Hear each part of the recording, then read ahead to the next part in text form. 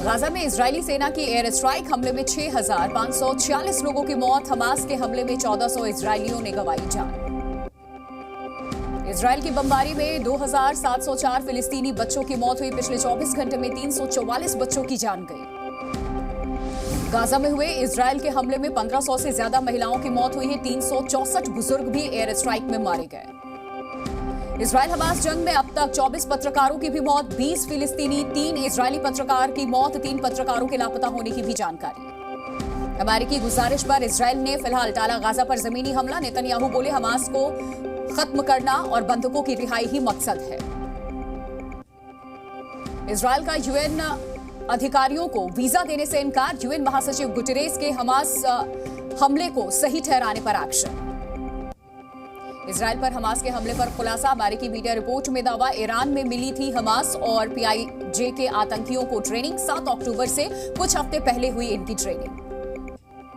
तुर्की के राष्ट्रपति एर्दोगन का हमास को आतंकी मानने से इनकार। कहा अपनी जमीन की रक्षा करना हमास का अधिकार है। इजरायल ने कहा एर्दोगन का बयान उकसाने वाला है। हमास के हमलों पर अमेरिकी राष्ट्रपति बाइडेन का बड़ा दावा। कहा भारत, मिडिल ईस्ट, यूरोप आर्थिक गलियारा हो सकता है हमले की वजह।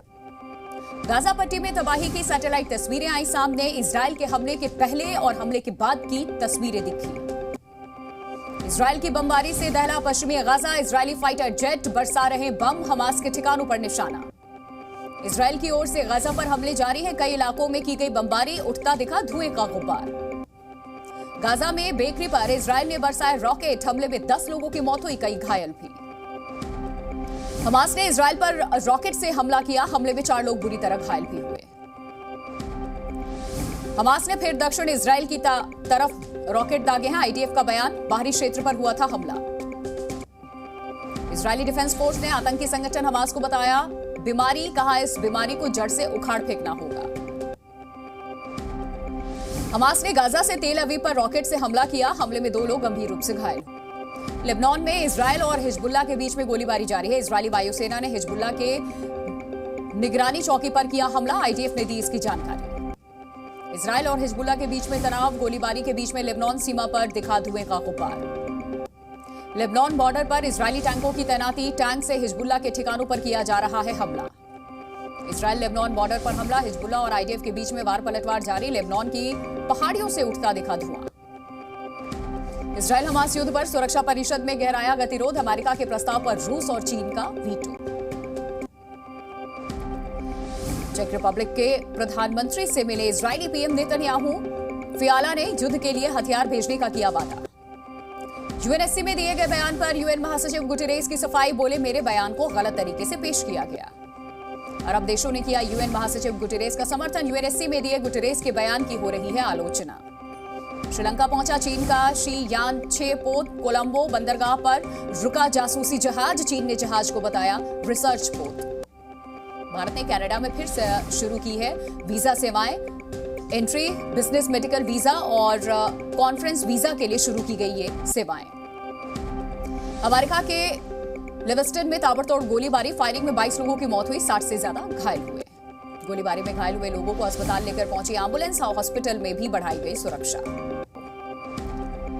रूस ने परमाणु हथियारों का किया परीक्षण। किसी भी परमाणु हमले से निपटने के लिए किया गया ड्रिल। ऑस्ट्रेलियाई प्रधानमंत्री एंथनी से मिले जो बाइडेन। प्रशांत क्षेत्र से चीन के प्रभाव का मुकाबला करने पर चर्चा हुई। अमेरिकी प्रतिनिधि सभा के स्पीकर चुने गए माइक जॉनसन केविन मैकार्थी की लेंगे जगह। अमेरिका के लॉस एंजलिस में कार एक्सीडेंट में ड्राइवर दोषी करार। 4 हत्या का आरोप है इस पर। मालिबू में कार एक्सीडेंट में गई थी 4 छात्रों की जान। ऑस्ट्रेलिया में चीन की रोक का भंडाफोड़ हुआ। 7 आरोपी गिरफ्तार। 229 मिलियन की ठगी का आरोप है। मैक्सिको के दक्षिणी प्रशांत तट से टकराया तूफान ओटिस। तूफान की तीव्रता देख अलर्ट जारी किया गया। मैक्सिको में तूफान ओटिस का दिख रहा असर। तेज हवाओं के साथ बारिश भी जारी है। पर्यटक होटल में छुपने को मजबूर। और तेज भड़की बोलीविया के जंगल की आग। मैडिटी नेशनल पार्क के पास के इलाके को खतरा। बोलीविया में कई हेक्टेयर जंगल जलकर के राख हुआ। आसपास के इलाकों को खाली कराने का आदेश है। रिहायशी इलाकों के लिए भी अलर्ट। बोलिविया के जंगलों में धधक रही है आग। जंगल की आग से हवा हुई दूषित, लोगों का बढ़ा आक्रोश।